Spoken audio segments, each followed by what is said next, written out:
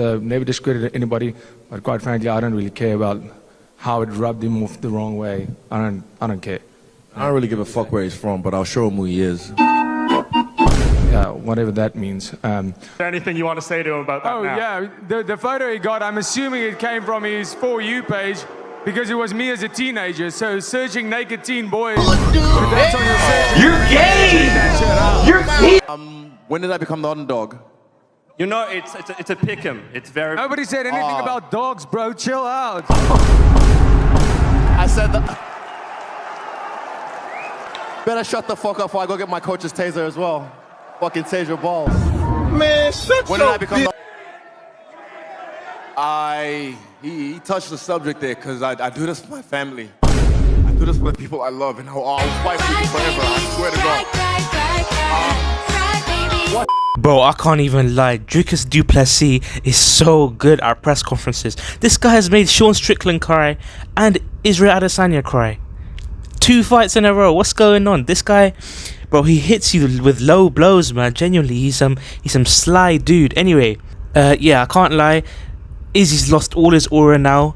Even if he didn't even have any to begin with.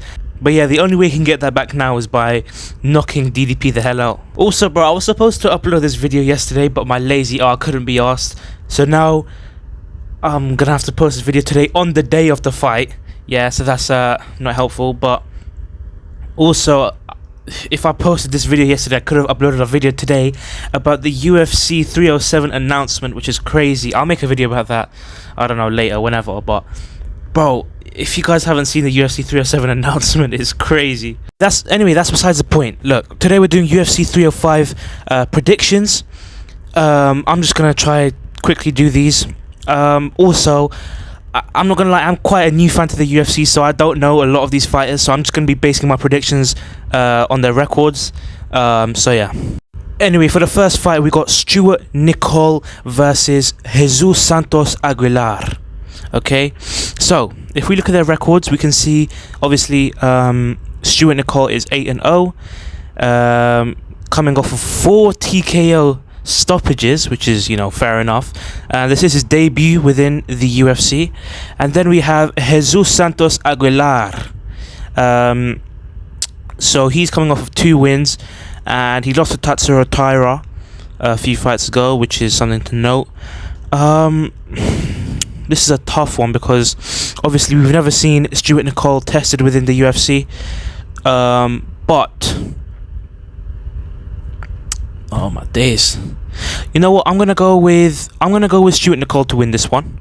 He is the undefeated fighter, and he's coming off of 4 TKO finishes. So I'm gonna go with Stuart Nicol for this fight. Okay, and next up on the second fight, we have got Kenan Song versus Ricky Glenn. If we look at Kenan Song's record here, we can see he's coming off of a loss against Kevin Doucette. He did win against Rolando Bedoya, but he also, like before that, he lost 2 fights against Ian Gary and Max Griffin, and his record is just very up and down. You know, he's not a very consistent fighter. And then we look at Ricky Glenn, right? Same amount of losses, and he is coming off of 2 losses against Drew Dober and Christos Giagos, both by knockout. So for this fight, I'm gonna go with Kenan Song to win this one. Next fight, we've got Tom Nolan versus Alex Reyes. So if we look at Tom Nolan, he is 7-1. He lost a fight a few months ago to Nicolas Motta. But apart from that, his record's looking nice, looking pretty clean, only 1 loss. And then we look at Alex Reyes, who he's coming off of 2 losses, 1 to Mike Perry. Yeah, if you're losing to Mike Perry, then in the UFC anyway, in the UFC. But he fought in 2017. He lost to Mike Perry. Then he had a break for 6 years, and then he fought Charlie Campbell, in which he lost, and now he's having another fight with Tom Nolan. So I think he's literally like 37 years old. So for that reason, he's old in a, you know, low down lightweight. That's a pretty small division. So for that reason, I'm gonna go with Tom Nolan to win this one. Next up, Jack Jenkins versus Herbert Burns. Okay, so if we look at Jack Jenkins, he is 12-3, 31 years old. If we look at his record, he had like quite a long win streak, and then he lost his last fight at UFC 293 to Jose Mariscal, but it was an arm injury, so I mean, you know, there's a bit peak. If we look at Herbert Burns though, we can see he's coming off of 3 losses, all by TKO. So I just think, and also he's pretty old, he's 36 in featherweight, like, I think time's done for him. For that reason, I'm gonna go with Jack Jenkins to win this fight. Alright, next up, Casey O'Neill versus Luana Santos. I know nothing about these two. I know that Luana Santos is kind of bad though, so I'm gonna go with her to win this fight. Anyway, next fight, Joshua Culibao versus Ricardo Ramos. Okay.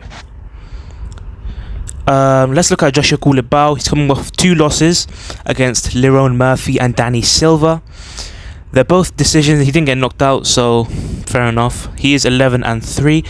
Whereas if we look at Ricardo Ramos, if we look at his record, you can see he's also coming off of 2 losses against Charles Jourdain and Julian Erosa.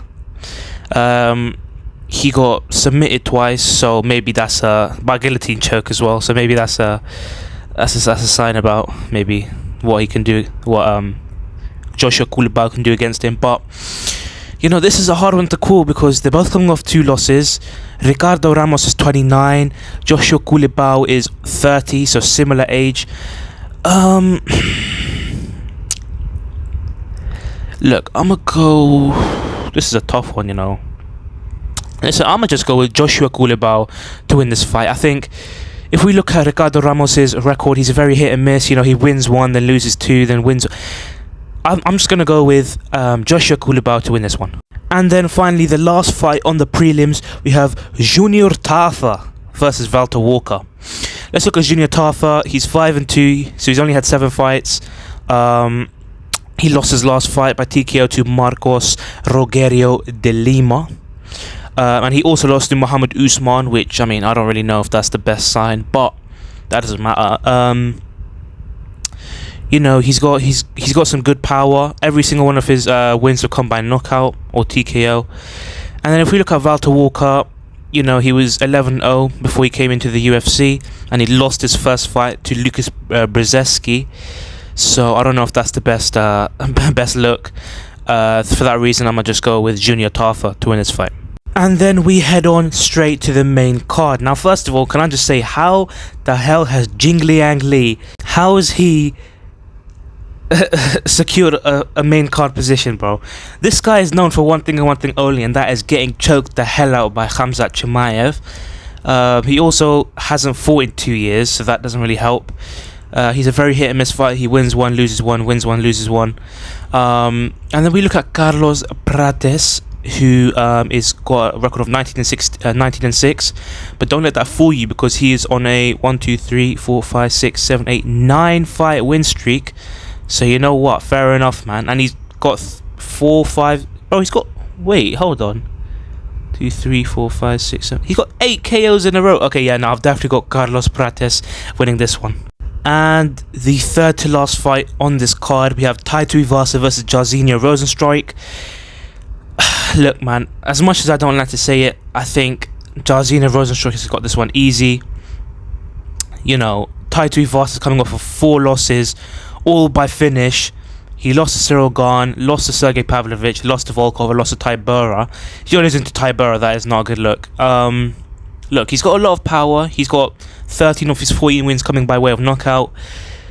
But I mean, look, Jairzinho Rozenstruik, he's a big, tough guy.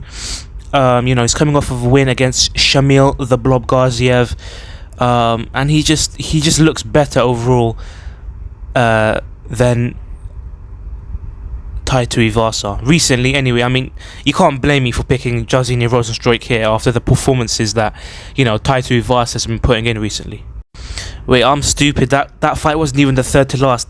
This one is the third to last fight. Mateusz Gamrot versus Dan Hooker. Right, let's look at Mateusz Gamrot. He's a very, very skilled fighter. Bro, this guy is so weird, man. He's like Paul Craig. He wins against the best, and then he loses to like washed opponents, bro. He's won against Arman Sarukian. He won against, you know, Diego Ferreira, Jeremy Stevens, Jalen Turner, Fiziev, RDA. Then he loses to Benil Dariush and Guram Kutateladze. How are you losing to Guram Kutateladze? But look, he's a very, very skilled fighter. Dan Hooker, 23-12, not really the best record. He's coming off of 2 wins, to be fair, against Jalen Turner and Claudio Bueles.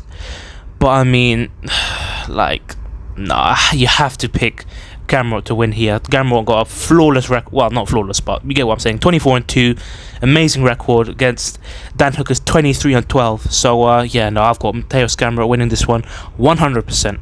And then the co-main event of the evening, we have Kai Kara France versus Steven Erceg. Now look, can I just say something? I was looking at their records earlier, right? And out of all the top contenders, Kai Kara France's record is so bad. Like, he's a top contender of the flyweight division, and he's got a record of 24-11. That might be one of the worst records for a top contender I've ever seen. Anyway, that's got nothing to do with the fight. Look, obviously Kai Kara France, he's coming off of 2 losses to Amir Albazi, which, I mean, I don't really think he lost. And then Brandon Moreno, which is, you know, fair enough, that's the former champ. Then we see Steve Erceg. He's also coming off of a loss, but that is to the champion Alejandro Pantoja, and it was also a very, very close fight. So in this one, you know, Steve Erceg is very, very well rounded. You know, he's got half of his wins coming by submission, and it's definitely close. But you know, with recent how things have been going recently, I think I've got. Steve Erceg is so good at striking as well. Yeah, I've got Steve Erceg winning this one. And then finally, this is definitely the hardest one to call, the main event, right? I'm so 50-50 with this fight, man. Dricus du Plessis versus Israel Adesanya. Hey, Adesanya, come to daddy. Anyway, look. Oh my days, man. Look, they both have very good records. 21-2 for Dricus and 24-3 for Israel Adesanya. DDP is undefeated within the UFC. You know, he's won against some very good opponents like Robert Whittaker and Sean Strickland. Look, we all know that Dricus du Plessis' style is very goofy. Like, he's a very awkward fighter. Israel Adesanya is very skillful. You know, he's got the leg kicks, got the striking. If he keeps his opponent on the end of his, you know, jab and leg kicks, then he's winning the fight pretty much. This one's hard, you know. This one is hard. Wow. Obviously, Israel Adesanya has been away for almost a year now, after his loss against Sean Strickland, where he got absolutely dominated. But I don't know, you can never count out Israel Adesanya, you know. Also, he's looking a little bit rattled, as we saw in the intro. Like, in the press conference, he's looking rattled as hell. DDP, though, man. Oh my days, this one is so hard. I didn't even think this is the one of the only fights I didn't think about before.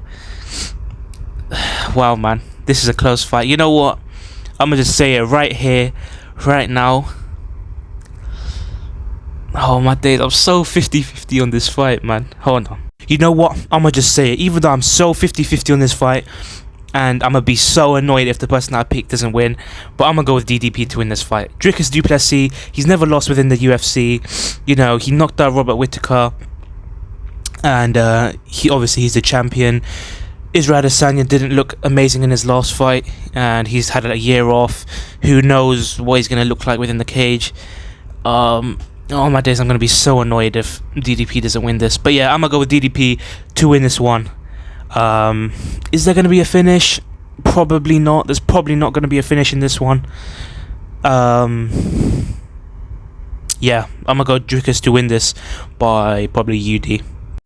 Anyway, that is it for my predictions. You guys let me know in the comments who you guys have got winning for the main event. Genuinely, I'm so 50-50 on this fight. We just need to see how Adesanya looks in the cage. And yeah. So with that said, that is the end of the video. Hope you guys have a good day. And yeah, safe.